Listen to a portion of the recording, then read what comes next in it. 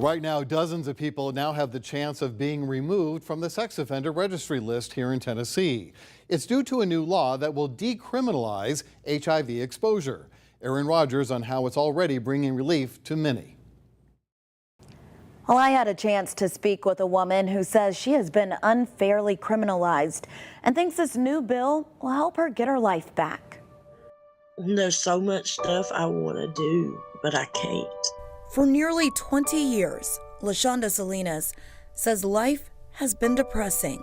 My little cousin, she's pregnant now. I can't be there for the birth. I can be there on camera. That's because Salinas is on the sex offender registry list in Tennessee. I can't be within 1,000 feet of a school, daycare, park, or anywhere. If I go grocery shopping and I'm in an aisle where there's a child, I have to go maybe 3 or 4 aisles over, and I have to wait there until that child leaves. But her offense had nothing to do with kids. In fact, her story starts in 1999 when she was a kid herself. I gave blood. About 2 weeks later, I got a certified letter in the mail from American Red Cross. And as I read it, all I understood was HIV antibodies. Just 16 years old with a life-changing diagnosis. After 2 months of being on my meds, I went undetectable. Meaning she can't transmit the disease, and she's been that way for 23 years. But in the early 2000s, she started talking to a man.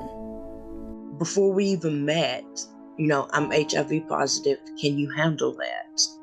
And he said, yes, I can. So we dated.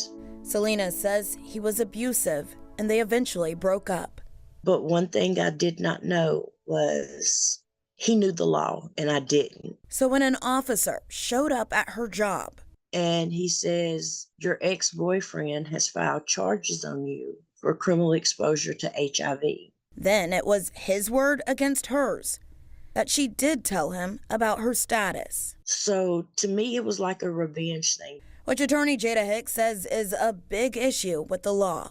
And the only defense is to prove that you disclosed, which is really, really difficult in a court of law. It's one person's word against the other, really. In the end, the justice system believed him. And that's when Selena says her nightmare started.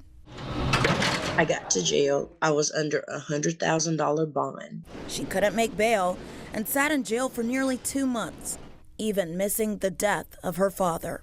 She says, I'm sorry, but he passed away this morning. And here I am sitting in jail. To end that pain, she took a plea to at least make her dad's funeral.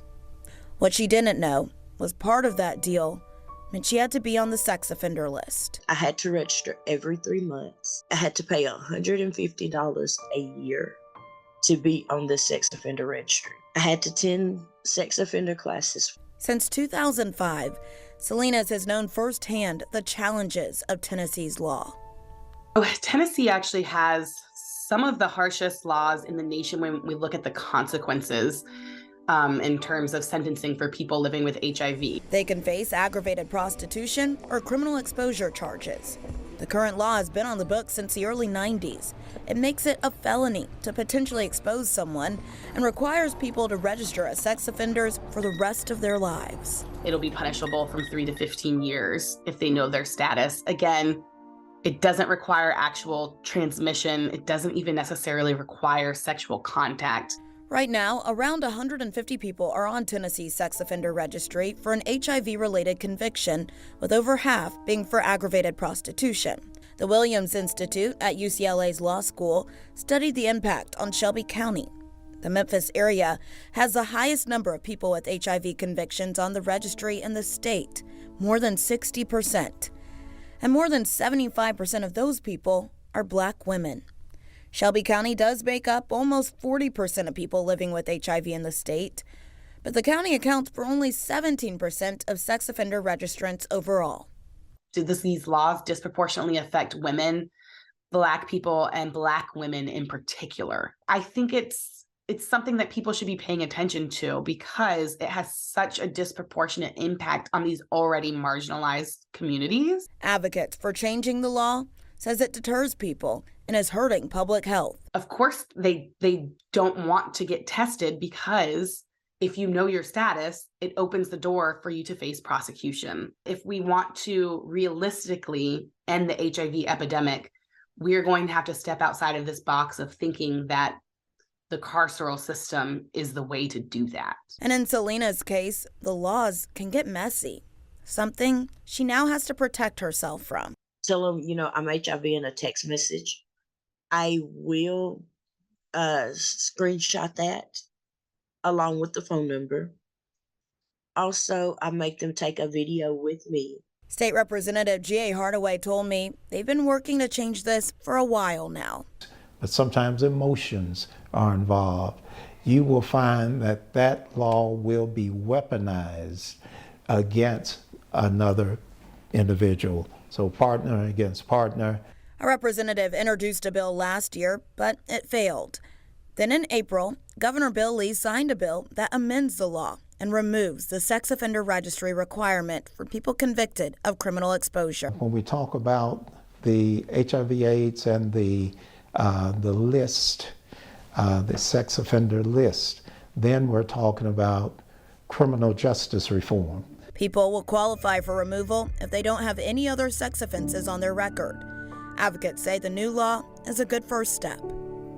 It is great that criminal exposure has come off, but we clearly see that aggravated prostitution has more convictions. So we want to make sure to follow up and get that removed from the list as well. Selena's is able to request her name be removed, a step she's already taken, and a thought that still brings her to tears. It was just like a weight was lifted off my shoulder because now there is a light at the end of the tunnel. The new law goes into effect on July 1st. Selena says she's now going to advocate in other states that have harsh laws, and she's hopeful that she just might make the birth of her baby cousin now.